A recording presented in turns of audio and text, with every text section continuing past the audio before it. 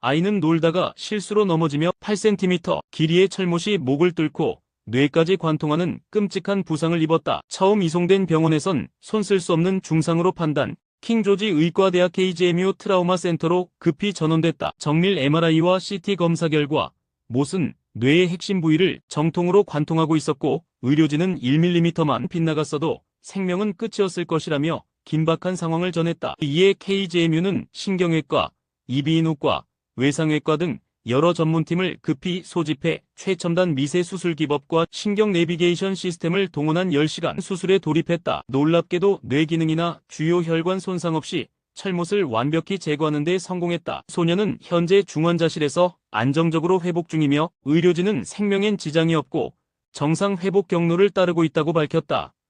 캐나다 위니펙의 한 남성이 여자친구에게 복권을 맡겼다가 당첨금도 연인도 모두 잃는 황당한 사연이 전해졌다. CTV 뉴스에 따르면 로렌스 캠벨은 지난해 1월 19일 로또 649를 구입했다. 지갑을 분실한 상태였던 그는 복권을 여자친구 크리스탄 맥케이에게 맡겼다. 하지만 이후 그 복권이 무려 500만 캐나다 달러 약 49억 원에 당첨되면서 인생이 뒤틀리기 시작했다. 신분증이 없던 캠벨은 복권사에 전화했지만 당신은 청구 자격이 없다. 대신 맥케이가 수령할 수 있다는 말만 들었다. 이에 맥케이는 이 복권은 캠벨이 나에게 생일 선물로 준 것이라며 자신의 이름으로 당첨금을 전액 수령했다. 문제는 그 후였다. 맥케이는 캠벨과 함께 있던 호텔로 돌아오지 않았고 연락도 두절됐다. 캠벨은 맥케이를 찾아다니다 다른 남자와 함께 있는 모습까지 목격했으며 이내 이별 통보와 함께 연락을 완전히 차단당했다. 설상가상으로 맥케이는 캠벨을 상대로 접근 금지 신청까지 했다. 중국에서 돈을 주고 남성에게 포옹을 받는 서비스가 젊은 여성들 사이에서 유행하고 있다. 가격은 단돈 9,500원, 이름은 맨맘, 유료 포옹 서비스 제공자를 지칭하는 신조어로 확산됐다. 이 서비스는 주로 지하철역, 쇼핑몰 등 공공장소에서 이루어지며 5분간 포옹하는데 2,050위안이 든다. 여성들은 체격, 외모, 예의, 인내심 등으로 맨맘을 고른 뒤 메신저로 약속을 잡아 만난다. SNS엔 후기도 활발하다. 3시간 야근 후 상사 욕하며 3분 포옹했다. 다이어트 실패로 우울했는데 대학원생이 위로해줬다는 경험담도 올라왔다. 한 맨맘은 자존감을 느낄 수 있어 좋다고 했고 다른 남성은 34번 포옹에 1,758위안 약 34만 원을 벌었다며 외모, 불안이나 직장 스트레스에 작은 위로가 됐으면 좋겠다고 전했다. 하지만 온라인 여론은 양분됐다. 부드러운 위로가 필요할 때 좋은 서비스라는 반응이 있는가 하면 신체 접촉 욕구를 미화한 것, 차라리 친구랑 포옹하겠다는 비판도 거세다.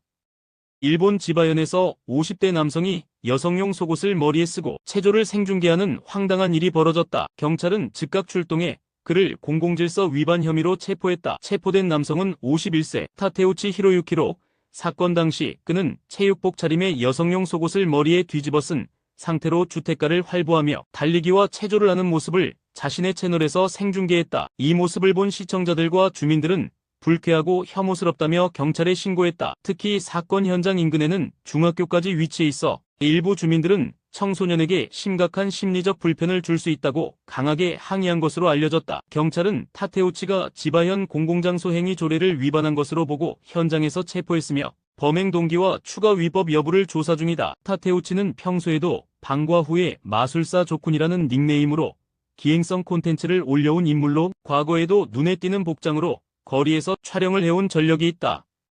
호주 퍼스에서 한 여성이 건강클리닉 건물 앞에서 무려 4차례나 대변을 보고 달아나는 충격적인 사건이 벌어졌다. 피해를 입은 기관은 공개 수배 수준의 경고문을 내걸며 시민들의 제보를 요청하고 나섰다. 4일 영국 데일리메일 보도에 따르면 아스베스토스 질병협회 ADSA는 지난해 12월부터 최근까지 총 4차례에 걸쳐 새벽 시간대 건물 앞에서 벌어진 한 여성의 반복적인 배설 행위로 큰 피해를 입었다고 밝혔다. 처음에는 우발적 사건으로 넘겼지만 3월과 4월 그리고 5월까지 같은 여성이 같은 장소를 고집해 배변 행위를 반복하면서 협회는 심각한 스트레스에 시달리고 있다. 인근에 24시간 화장실과 주유소까지 있음에도 불구하고 그녀는 의도적으로 해당 장소만을 선택해 범행을 이어갔다. ADSA 측은 직원들이 출근할 때마다 끔찍한 장면과 악취를 마주해야 한다며 정신적 고통이 심각하다고 호소했다. 전문가들은 이 같은 행동이 강박장애 OCD의 징후일 수 있다고 분석한다.